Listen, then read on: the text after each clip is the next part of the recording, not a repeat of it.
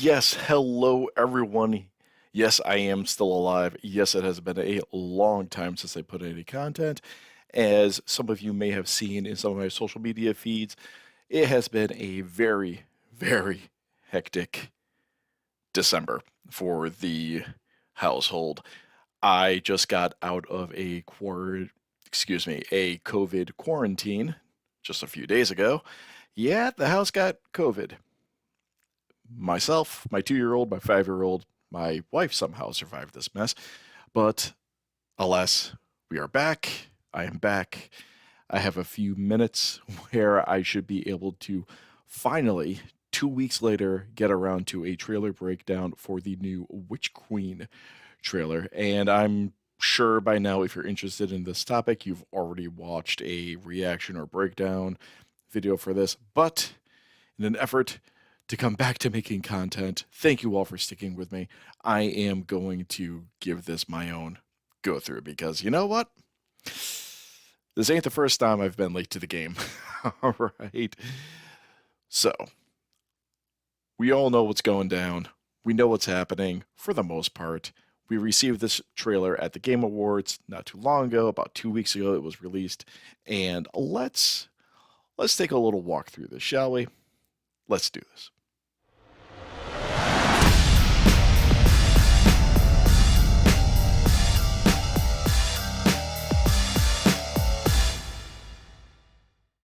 All right, and I am trying out a new little setup with my OBS and a new template for a little stream background. We're going to see how this works. I'm really hoping this works out for us, but no better teacher than experience, am I right? So let's get this started.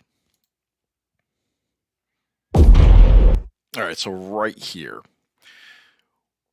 we know that this person right here is another Guardian. We've already watched this. We kind of know what to expect. We look out in the distance and it is red, it is hazy. This is definitely the surface of Mars.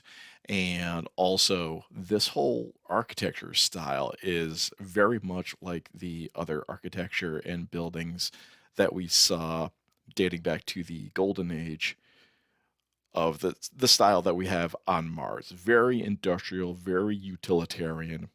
And also, that looks like a Cabal ship right there. So the Cabal are hanging out with us. And if you remember in Destiny 1, Mars was basically it was Cabal and Vex for the two enemy types. Lots and lots and lots of Cabal on Mars. So we're definitely on Mars right now.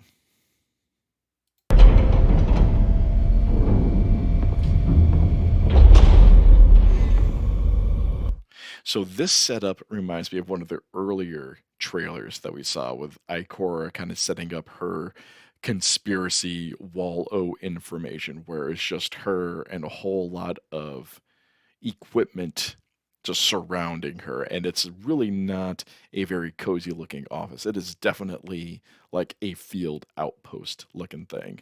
So this equipment here looks like it definitely has seen some use out in the field. This is not a comfy, plush office that they are sitting in or a nice, cushy lab.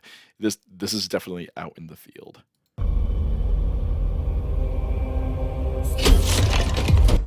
Okay. And right here, apparently this Guardian was able to bring back the pieces of the Hive ghost that she encountered. So all these pieces are right here. She was able to collect them in that canister, and these are the pieces of that Hive ghost. Is that? It can't be. Oh, it is. It is. Interesting right here. Something I want to point out, if we scooch back just a little bit, we have some satellite imagery, and there's a trio of Guardians in the new armor set that we'll be seeing later. And you can see, like, right here on that edge, outside, can I back up just a little bit more? All right, so this is a quick shot of the Mars surface. That's interesting. Okay, here's a better shot. So we have the trio of Guardians, and we have this going on. All this is a lush crop field, almost looks like corn from this area. And this looks like a wind turbine or a windmill for energy generation. But we have this really bright border going on. So we have this lush farm area, and we even got some irrigation piping right here with a windmill for energy generation juxtaposed to the typical sandy Mars surface. But also worth noting is this shadow goes across this boundary, and we can see the turbine itself right there. So these are kind of coexisting, all in the same instance. Just start at the beginning. And again, as they're walking through, this definitely looks like corn. And corn is just basically the universal vegetable, the universal grain for all sorts of applications, be it plastics, feed, various oils, general food consumption as well. But corn is in so many things. Corn is everywhere. Look into it if you're concerned about your nutrition and where we get our materials from. But corn is in everything. Landed on Mars. All right, so again, the Guardian just mentioned that they landed on Mars, and we get another shot of the new armor sets. It looked wrong. Okay, this whole area right here, I need to spend a little bit of time talking about this.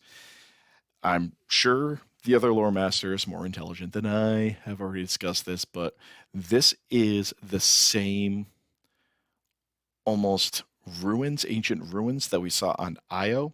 If you played Destiny 2 in its original vanilla campaign with the Red War, when the Guardians lose their light, Ikora goes to Io, and there is this structure that she's looking at from a cliff, and it is known as the last place that the traveler touched when it was terraforming Io.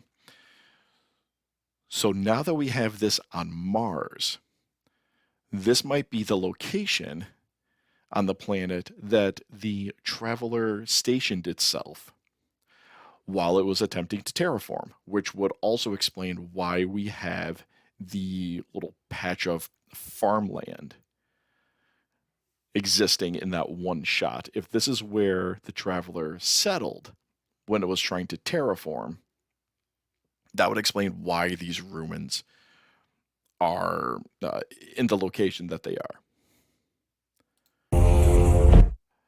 And this is something else I want to talk about. This disc with this texturing in the center and around the ridge in particular, we've seen this before. We've seen this a few places. I believe this disc can also be found in the Pit of Heresy dungeon. There's a few spots where you have to stand on certain hive discs. Also, this is on the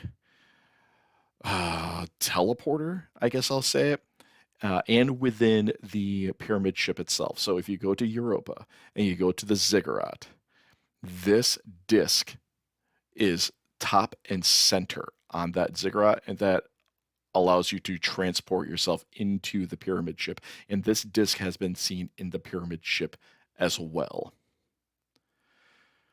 So I believe this is going to be described as Savathun's ship, which is interesting in and of itself because it is circular, and we are looking at the inside of this ring rather than the outside of it. And this disc right here has been seen in conjunction or coexisting with hive architecture and with the darkness and the pyramid ships. Like we were in a dream. All right. As I said, in the original Mars for original Destiny 1, Cabal all over the place. I mean, I believe the detachment of the Cabal that were on Mars were known as the Sand Eaters, due to the planet's, well, utterly red sand ridden surface. Even in Destiny 2, during the Warmind expansion, it was just red sand everywhere. Yes, we were in the Clovis Bray complex for the Warmind, but it's still red sand anywhere outside. So yeah, we're gonna have the Cabal, and we have, looks like we're on a Cabal ship. If we look at some of these monitors, this is definitely stuff that we've seen on the arms dealer strike. The many times we've run that for various reasons. And we're just, taking out a few of the Scions. So, that's fun. Oh, also, in this clip, we're using the Forerunner. So, that's fun as well. Go get it while you still can. And you boarded Savathun's ship. Wick. Worth noting, so we can kind of see it right here, that blurry image. Oh, and this big blurry one right here. So again, we're looking at the inside of Savathun's ship, on the inside of that ring. And this right here looks like a bit of a landing dock, some type of platform that comes out. And we have Cabal ships flying around on the inside of this circular vessel ship, whatever it's going to turn out to be. So yeah, we saw it. And Guardians are going to do what they're going to do, which is, obviously, board the ship. Ship. Wicked thing. The lure. Yeah. Okay. Again, we have the shadow of the Cabal ship. We got some Guardians over here. We're looking down. This is clearly Hive architecture right here. Clearly Hive. In that. So this right here, this labyrinth looking thing, we've seen this before, most notably on the Cryothesia 77K exotic sidearm, the stasis sidearm that we got a while back. This labyrinth looking thing, I'm not entirely sure what it means, but it's interesting that we see it at the center of these ruins. I don't really want to call them ruins because they just look like columnar basalt to me. They just look like rock formations, and not necessarily towers or dwellings or anything like that. Like, it doesn't look inhabited, or that it ever was. It just looks like, crystalline structure to me, like salts or something that just kind of gathered and formed there underneath the Traveler. I could be entirely wrong, though. People more intelligent and more versed in the lore than me could probably give a better explanation, but that's what it looks like to me. It just looks like it formed there as an aftermath or after effect of the Traveler being stationary in one spot so long. But then we have this labyrinth. So I really hope we get to dig into what that is in the future. Yeah, we wanted to find her. Try to gain the upper hand. But she was... Of course we did. That's exactly what we're going to do. We're going to go on that ship and we're going to try to hunt her down, because why bother planning? Let's go for it. Baiting us. All right, so that's some pretty cool action of the new weapon type, the glaive, which I am really excited to use and to see how it operates. So we saw that it will have a melee attack, so you're going to stay in the first person perspective, unlike swords where the camera draws back and you're in third person. When using the glaive, you'll stay in first person and you'll be able to do stabby melee attacks, but you'll also be able to do ranged projectile attacks with it as well. So that's going to be a lot of fun to use.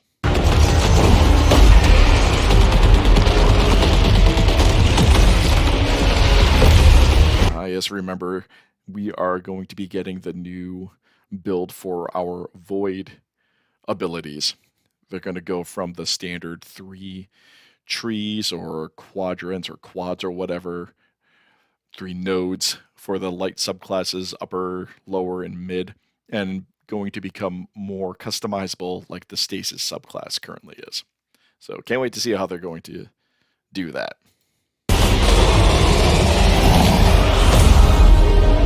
What happened next? My ghost brought me back. We kept going. She knew we would. Okay, again, not exactly a surprise that a Guardian will go recklessly into danger, get shot up, die, wait for their ghost to res them, and then keep pushing forward. That's not exactly in-depth knowledge or intelligence reconnaissance for how Guardians operate. That's pretty much what we do. And that's when you saw the knight. I'll never forget it. All right, so let's get a better picture of the knight. That knight is referenced in previous lore, or at least a knight is referenced in previous lore that has been known to resurrect itself or have a ghost to resurrect itself. In the book Ripples, Entry 3, Risen from Bones, we are introduced to a knight named Kelgaroth, Knight Champion of Death. And in this entry, it talks about how he was gifted a ghost, and the ghost has the ability to bring them back to life. So we know already that the Hive have this capability. They've already established this. And in other lore involving the spider, we know that you're able to drain and, I guess, reinstall the power of the light or the essence of light into ghost shells. It's something that Spider enjoys doing and has done it quite often to the point where it's pretty much routine, and he knows this, that if a ghost just needs a new shell, it can just go to the spider and get the hookup. So the Hive have this technology already. And interestingly enough, I believe, and I'll freely admit if I'm wrong on this, but I believe Kelgaroth is the same knight that you defeat when completing the Agger's Scepter quest line. So we have a knight, and it is discussed. Again, the name is Kelgaroth. It is in Entry 3, Risen from Bones in the book Ripples. I'll never forget it.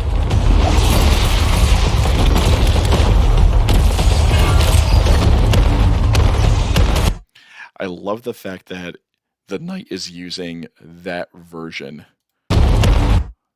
of the barrier wall of Titans, where it can shoot through that wall, and it's all on the outside. You can see it's got the Hive jagged edge aesthetic to it.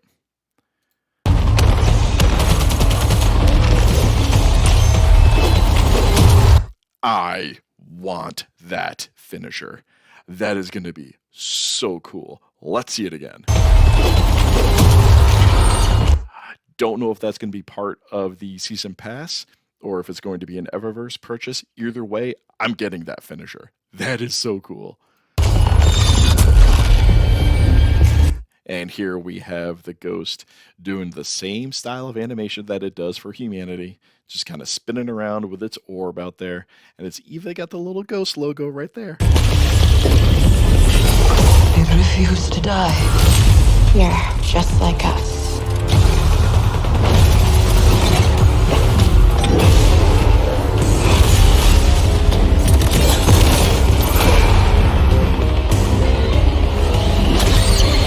And you're sure? I cannot wait to start gripping ghost cores and crushing them like that. Also, what's up with this? Why do we have sodium listed?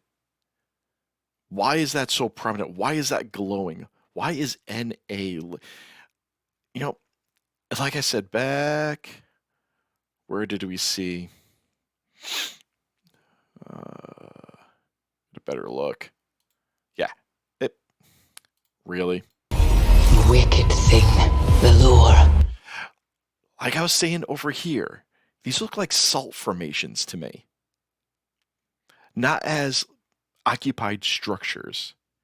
I can obviously see how they look like towers or a small city or something, but they really look like salt structures or something like that.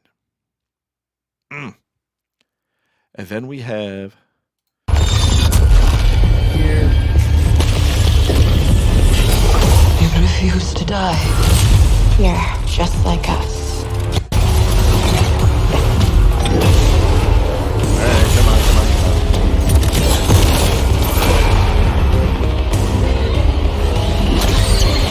And you're sure? You're And then we have this. Why do we have sodium listed on our armor, prominently on our shoulder pads and pauldrons? Why? Ugh. Another mystery soon to be revealed. absolutely sure it was light. Savathun's illusions can fool the senses. No. I know what I saw. This is real. What made you push forward? Again, that's what we do. And a quick note on Eris's comment about how Savathun's illusions can trick the senses. Keep in mind, Savathun doesn't really lie. I know, wild accusation to make, wild statement to make, but she doesn't. She presents the truth. She presents half-truths, is what she does. And she presents these truths in ways to direct the listener to a predetermined conclusion. She doesn't give objective information. She gives a variation. So it's a half-truth, which is the most dangerous kind of lie. And I know I just said that she doesn't lie. We're getting into a little bit of philosophy and logic here. She doesn't outwardly lie. She just presents half-truths and versions of the truth that'll sway us in a particular way.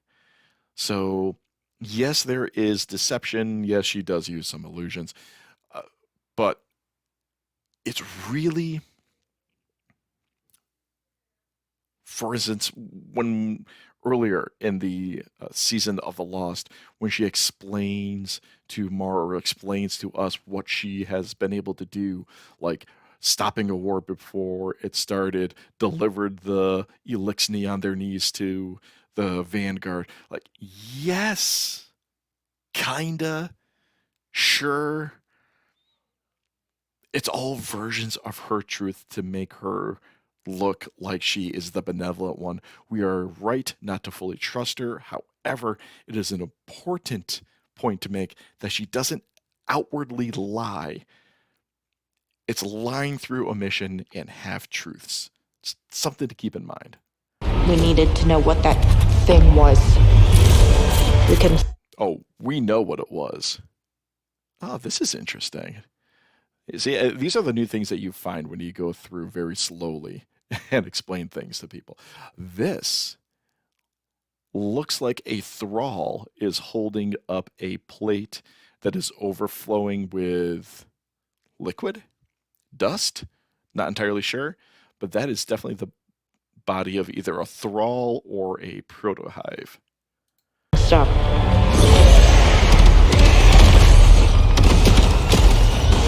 All right. Now, just a moment with this. In an earlier interview, it was said that it would be very unlikely that we would go toe-to-toe with Savathun. And here we are doing just that. Savathun is not a fighter. We know this. Everyone knows this. She is physically the weakest of the three sisters, of Oryx, Savathun, and Zivurath. Physically the weakest. So the fact that we're going toe-to-toe with her, did we catch her by surprise? Was this part of her design to say, hey, you found me, now I'm going to retreat, but in retreating, she's going to draw us deeper into her realm where she has the upper hand? Like, I don't trust it. I really don't trust the fact that we're going toe-to-toe with Savathun. That's not her style. Like an all-out frontal assault or face-to-face offensive or combat, that's not her style. Clearly she's got power, duh. But I don't trust that. What has she done?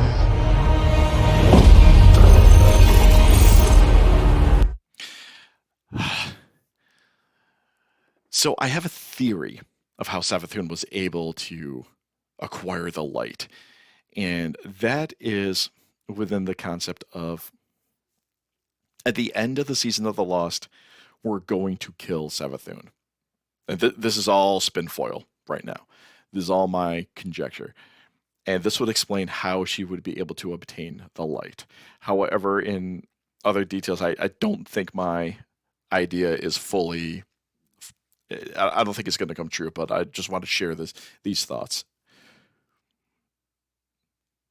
What makes people worthy of the light, and the speaker had mentioned this again back in the vanilla Red War campaign, that you need to demonstrate devotion, sacrifice, and death. So display devotion, which inspires sacrifice, which ultimately leads to death.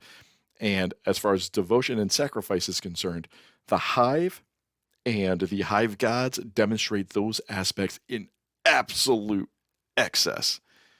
So much devotion, so much sacrifice, and yes, so much death. So if those are the traits that the Traveler requires to bless that individual with its light, then yeah, Savathun absolutely demonstrates those. And if those are the criteria, yeah, she's worthy of the light. Based on those criteria, she is worthy of the Traveler's light. However, in other trailers, it mentions that the light was stolen. Right now, we are looking at the phrase, take back the light. And we know that the light can be transferred between ghost shells. We've already established that in lore within the game between the spider and the other entry 3 risen from bones in the book Ripples. So we've established that. But man, this is how other species view Guardians. We are unstoppable. Death does not stop us. We keep coming back, and we are just a horrific juggernaut of a force. And now we get to come face to face with how we treat the others. Saint 14 got a little bit of a dose of that when Misrax was talking to him about how the Elixni perceive, quote, the saint, that it falls, the beast, the monster falls, but shakes off the death and rot and comes back and keeps killing. Well, this is what happens when what you tried to kill just doesn't stay dead.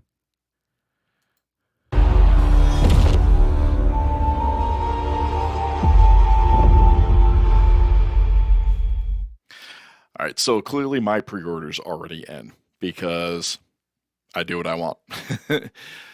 And there we have it, the Witch Queen trailer from a few weeks back. I know I'm super late with it, but hey, I do what I can. All right. Yeah, it's going to be interesting how we start tying all these different threads together, all these different storylines. We've definitely turned a corner with the storytelling for the Light and Dark saga, and storylines are beginning to get tied up. They are converging. They are coming to an end. One in particular is Kuria, Blade Transform.